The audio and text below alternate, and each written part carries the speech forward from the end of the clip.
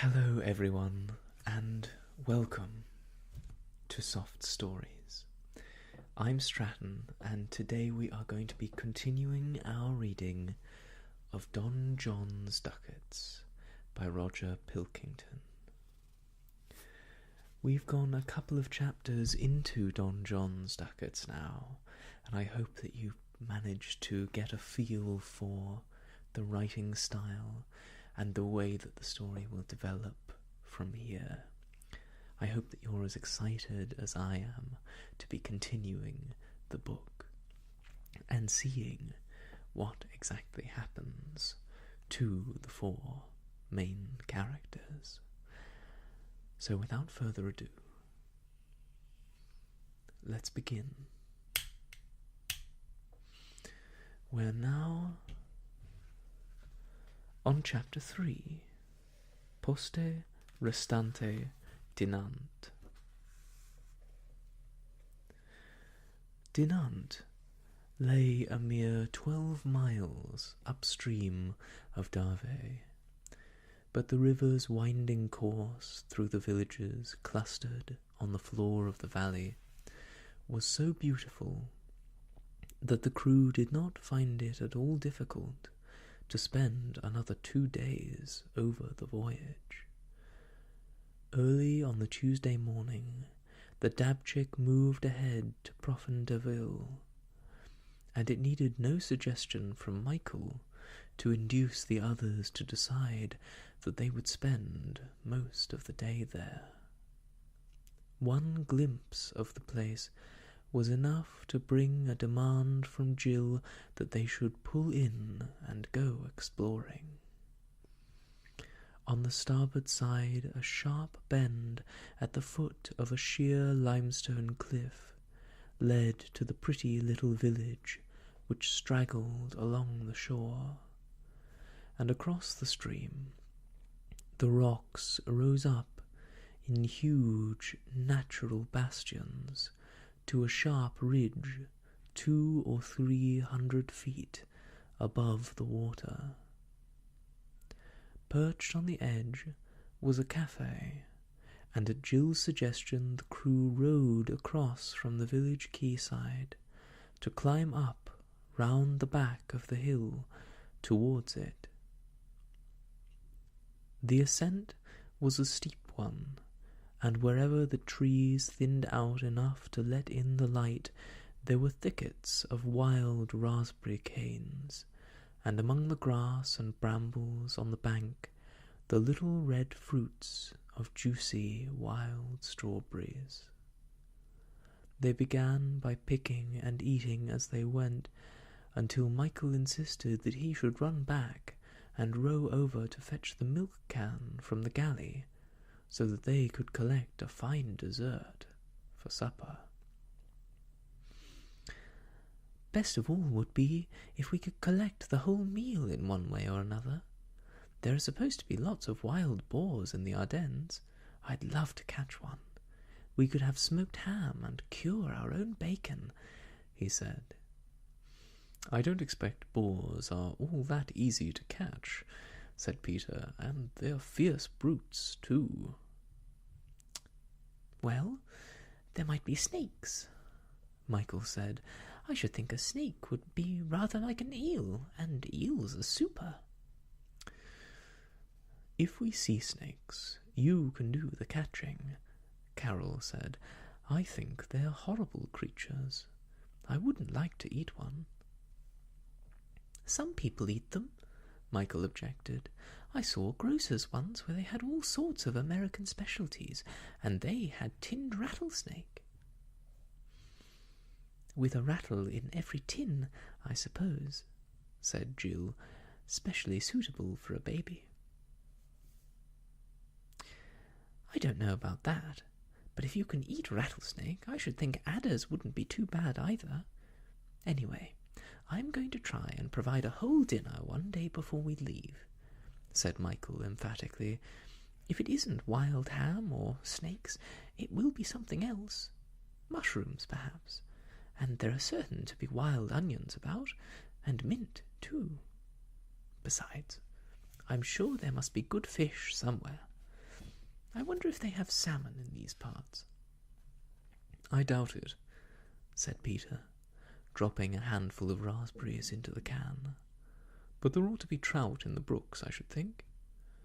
"And there are plenty of duck about," Jill said, "if you had a gun." "You don't need a gun," Michael said. "When we went for a school outing near the Tring reservoirs, we came on a poacher by mistake, and he had caught 3 or 4. He just took off his clothes, he said, and waded out until he was at the edge of the reed bed, with only his head above the water and his face half hidden by the hanging weed over it. And I suppose the ducks tried to make a nest in his hair," Jill said sarcastically. "No, he had a friend who walked slowly round the reservoir, and the ducks kept swimming ahead just outside the reeds. Whenever one of them passed close enough, the poacher shot out an arm and grabbed it by the neck and pulled it under." "How horrible," said Jill. "That's a beastly trick." "It's a tall story, too," Peter said. "It's what he told us," Michael protested. "I don't see why it shouldn't work. I've a good mind to try." "I can tell you how to catch rabbits," said Carol mysteriously.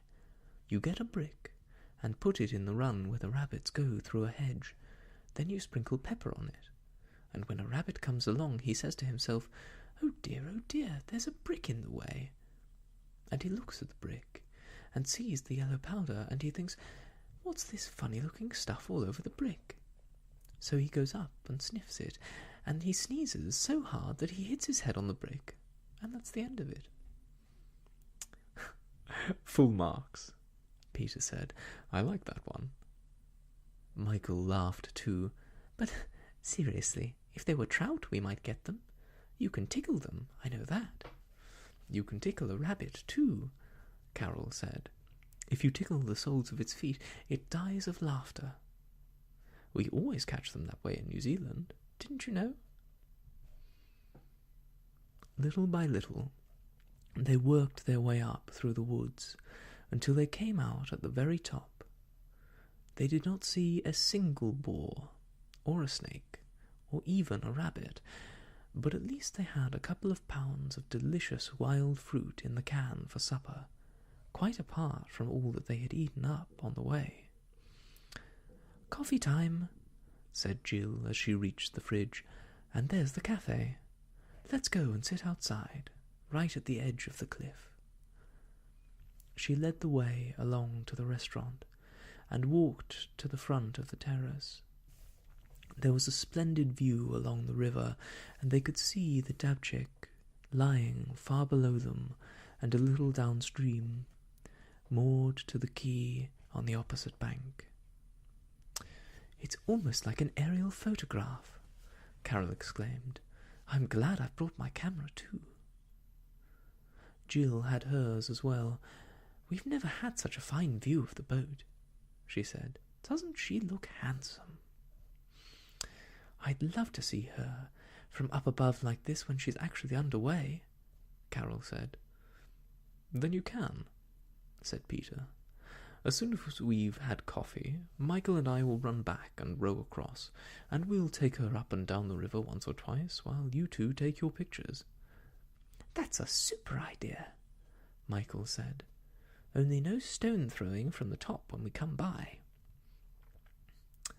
Jill ordered the 11s, and as soon as they had finished them, Michael and Peter left to take the path down through the woods. Carol and Jill stood outside the cafe, leaning on the rail right at the edge of the cliff. "We've been to lots of lovely places on the Dabchick," Jill said, "and although everywhere is nice, I think this river is the best we've ever seen. I had no idea it would be like this, with crags and gorges and forts and castles. Meuse sounds flat." Carol laughed. "Yesterday at Namur you said it sounded sad." "Yes, it does, but flat too, and muddy. It sounds even muddier by its Flemish name, Maas. If anybody had told me that the Maas was a beautiful river, I shouldn't have believed them, would you? I haven't really thought about that, Carol said, and now that I know what it's like, it's rather hard to imagine it any different. Still, names often sound right. That grimy coal place on the Albert Canal, do you remember what it was called? Grobbendonk. And it was just like Grobbendonk too, whereas this place, down below, has quite a different sort of name. Profondeville. Deep town, I suppose it means, and right from the time I saw it on the map, I knew it would be a pretty place. Deep in the woods, or deep in the gorge, deep somehow or other. Quite apart from the deep bit of the name, it sounds happy, but quiet and restful too, like Nuneham Courtenay, or Clifton Hampton, or Little Wittenham on the Thames. Or Camden Fitzmorton, said Carol. Yes, said Jill, and that was why I was sure that Ensign Whittingham couldn't possibly have stolen the gold from Namur. Can you imagine anybody coming from a place with a name like that and turning out to be dishonest? Well, Carol began. Jill looked at her. Well, can you?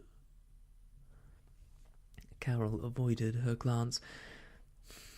As a matter of fact, I can, she said.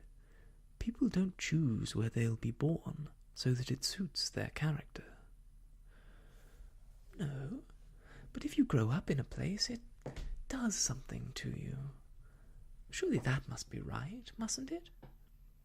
I'm not so sure, Carol said. Anyhow, you agree with me about Camden Fitzmorton and Ensign Whittingham, don't you?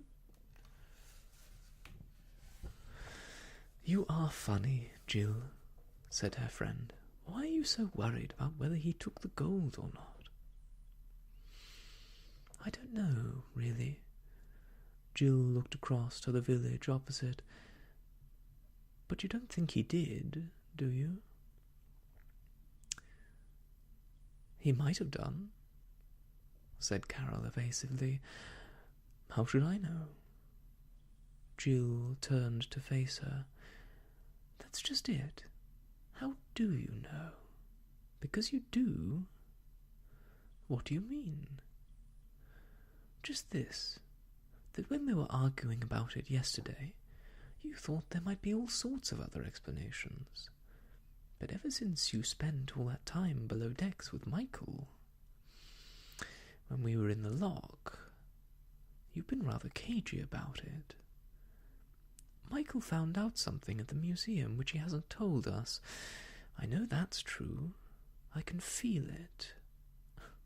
Really, Jill, what on earth does it matter what Michael found out? Then he did discover something. Perhaps he did, said Carol. And he told you, didn't he? You were a long time down in the cabin with your heads together, and then you went and posted a letter for him. I know because I saw you sticking the stamps on, but it was Michael's writing. Well, why shouldn't he write to somebody if he wants to? Who was it addressed to? Jill demanded. Oh, just somebody. Nobody I know. Well, I don't like secrets, Jill said with a frown. It's not at all like you to keep things all to yourself and not tell me. Carol sighed. I promised Michael I wouldn't say anything about it, she said, and so I can't, can I? But there's no need to get all worked up about it. It's only one of his harebrained ideas, I expect.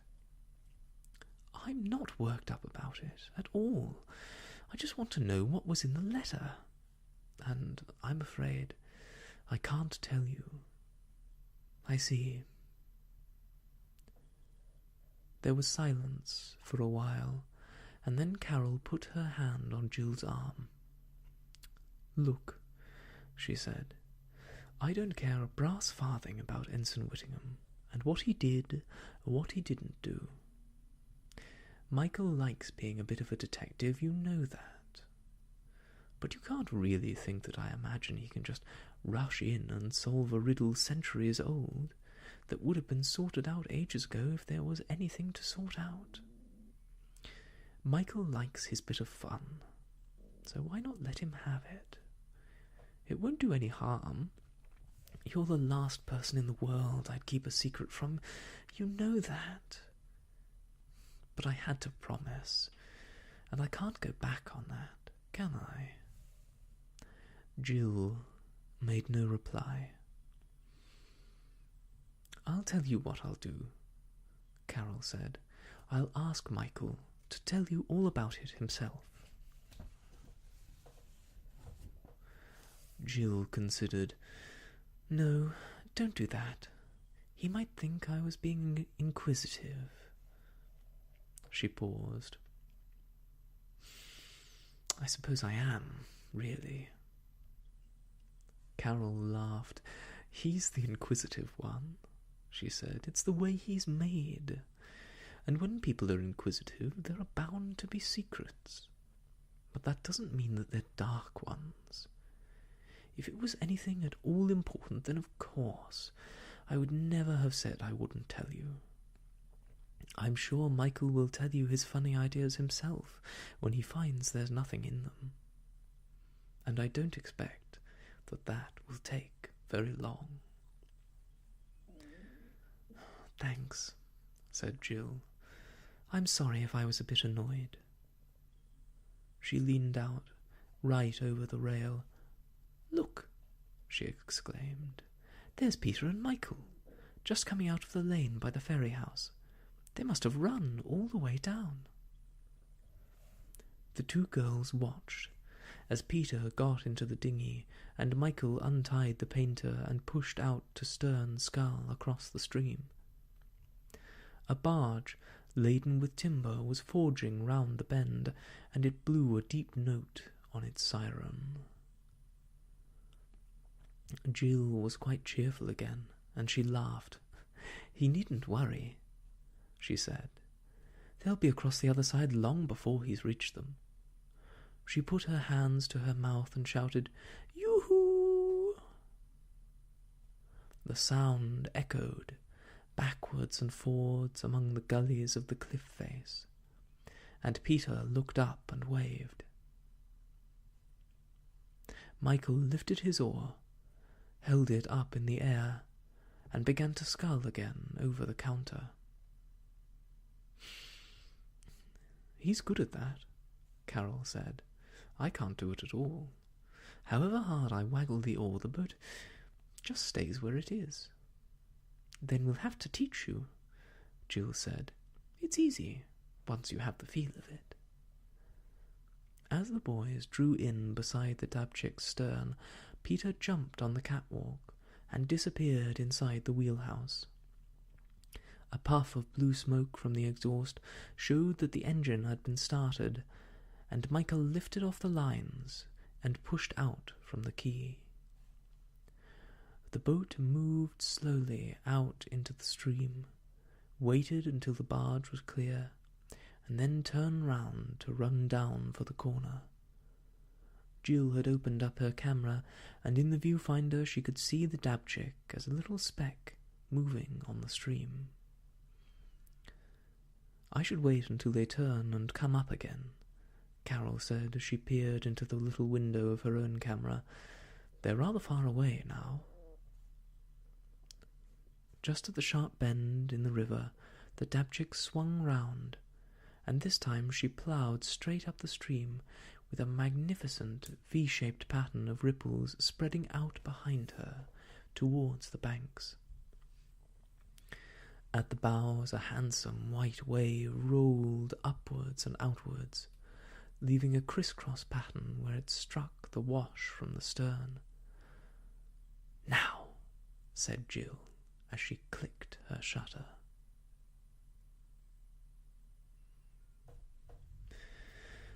On the Wednesday evening, the Dabchick was still a few miles from Dinant, and when Peter had dropped anchor below a reedy island, Jill began to rig up a lamp on the halyards. "I don't know what you think is going to run us down in the dark," Peter said. "The lock's shut at 7:30. "I know," she said, "but it's the proper thing to do. And besides, it looks cheerful. It shows we're here."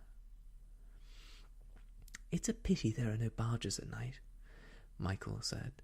"It's lovely when the boat tips on the wash. It rocks you to sleep."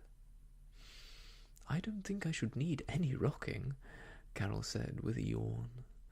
"I can hardly keep awake. I think I'm off to bed before I fall asleep where I am." Michael was sleepy too, but the next morning he awoke even earlier than usual, and lay staring at the deckhead above his bunk, and working things out for the 100th time at least. If the vicar was at home, then he must have received the letter on Tuesday afternoon, Michael told himself.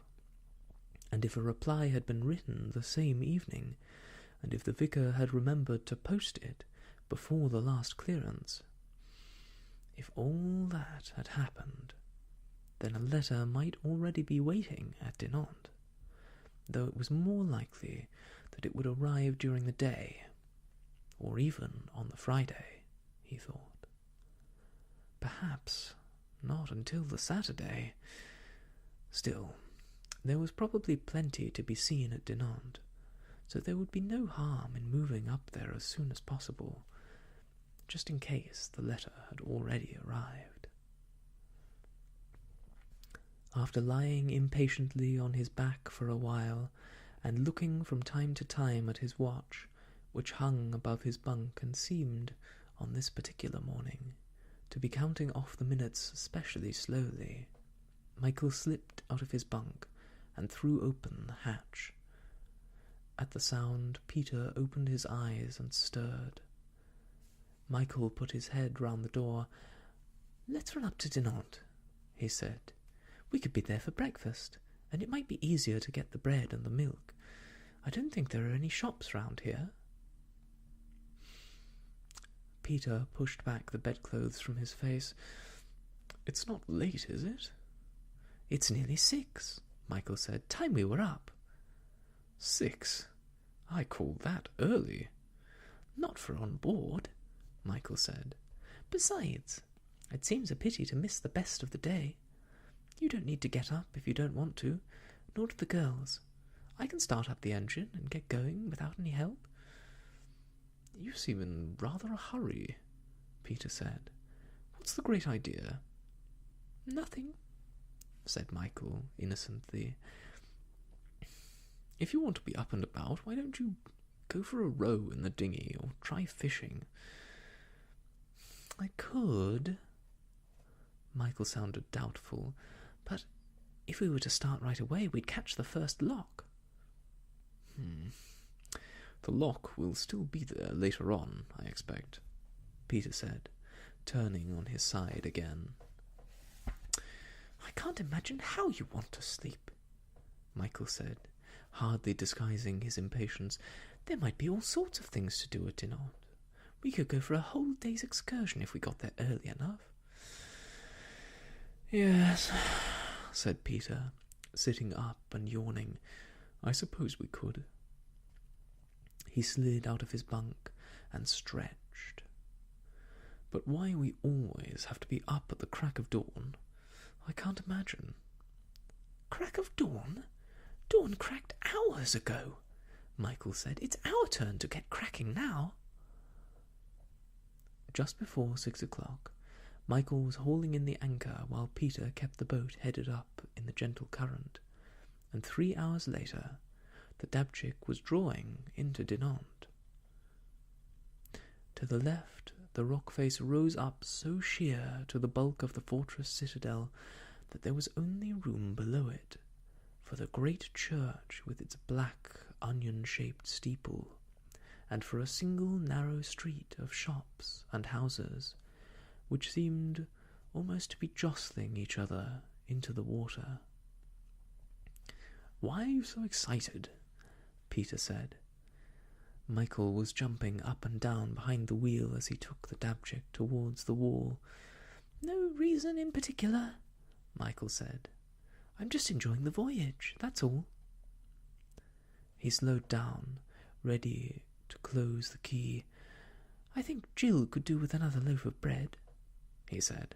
"I'll hop off with Carol and get it the moment we're tied up." He brought the boat nearly to a halt within a few inches of the wall, and even before the girls had tossed up their lines, he had scrambled up to take them.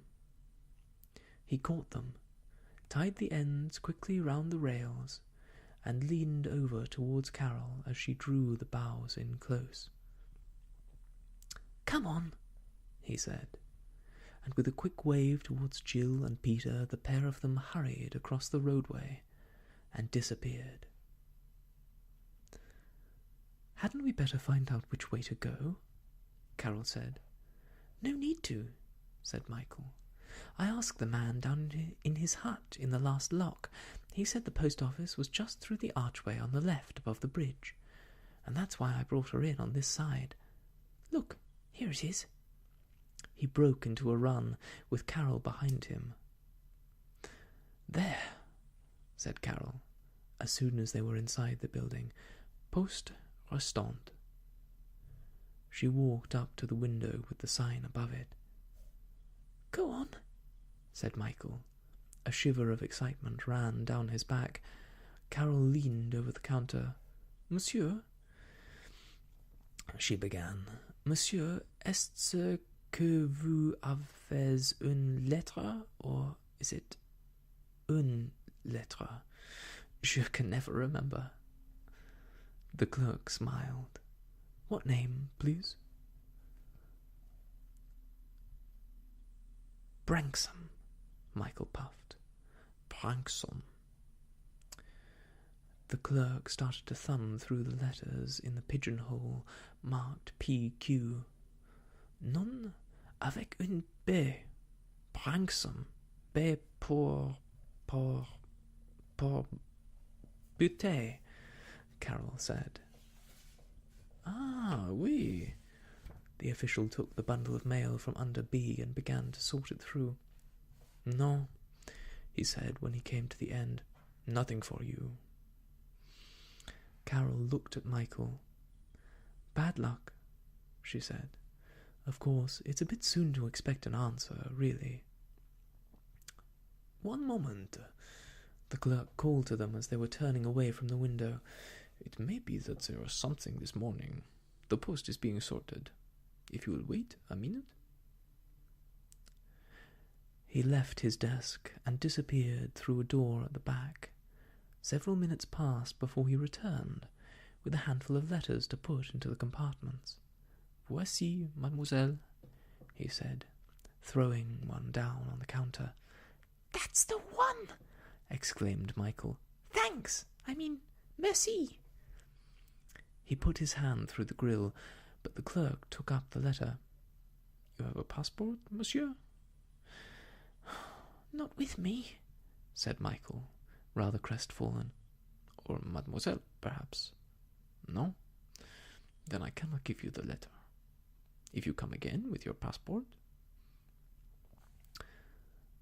But Michael had an idea. "Look," he said, turning down the top of his sock to show the name tape sewn on the inside. Holding the grill to support himself, he swung his leg up to the counter. "M. Branksome, you see?" The clerk could not help laughing. "C'est bon," he said. "That is all right." He pushed the letter through beneath the bars. Michael took up the envelope and withdrew his leg. He was turning to go when Carol stopped him. "Hadn't we better leave our next address in case your parents write?" she asked.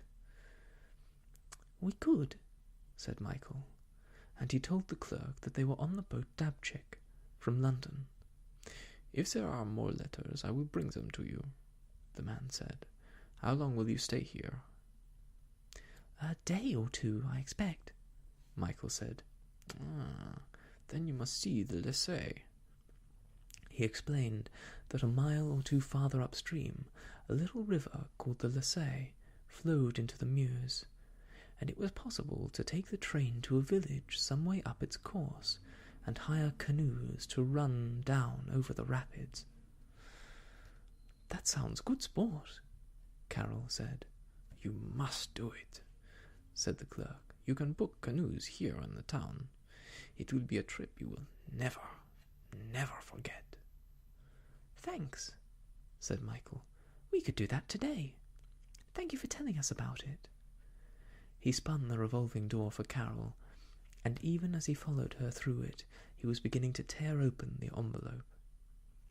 Indeed, the pair of them were so concerned to see what was inside that neither noticed that two people were just coming towards them through the archway. It was Peter and Jill. "Hello," Jill called. "I thought you were getting the bread." Michael looked up, still holding the letter. "We are," he said. "At least, we're going to," said Carol. "I see you've got a letter, Michael," Peter said. "I didn't know you were expecting mail here." "Oh, well, not really," Michael began awkwardly. "That is—" Carol intervened quickly. "That is, we were expecting a letter, and what's more, there was one. And here it is." She darted a quick look at Jill and winked at her. "Read it out, Michael."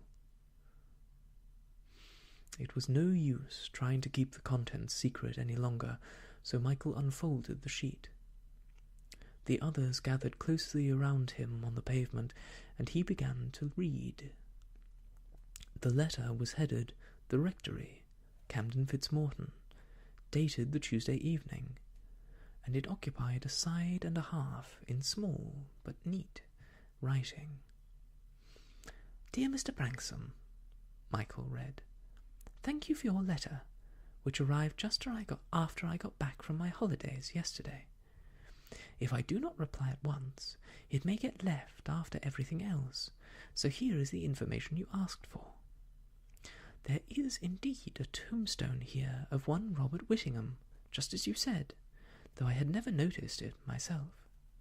The inscription reads, 'Here lieth the body of Emily, wife of Robert Whittingham, who departed this life January 31st, 1816, aged 24 years, and of the above Robert Whittingham, ensign, 34th Foot Regiment, who departed this life May 2nd, 1816, aged 27 years. That's not frightfully exciting," Carol said.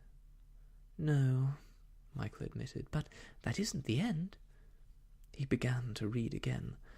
"The sexton, whose father and grandfather were sexton before him, tells me that there used to be a saying in the village that Robert Whittingham had been suspected of a robbery on the continent.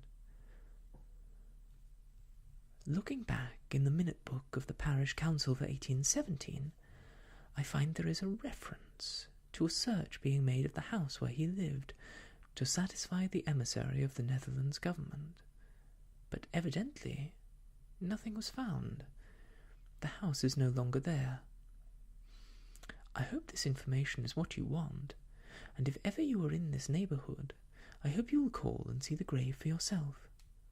Yours sincerely, T.H. Fotheringham, Rector." "Well?" Peter looked at Michael, then at Carol. "You seem to have been into a lot of trouble over nothing." Michael tried to hide his disappointment. "It was just a chance," he said. "I thought there might have been something on the tombstone which would tell us what he did after he escaped from Namur." "So that's what you and Carol were having such a secret about," said Jill.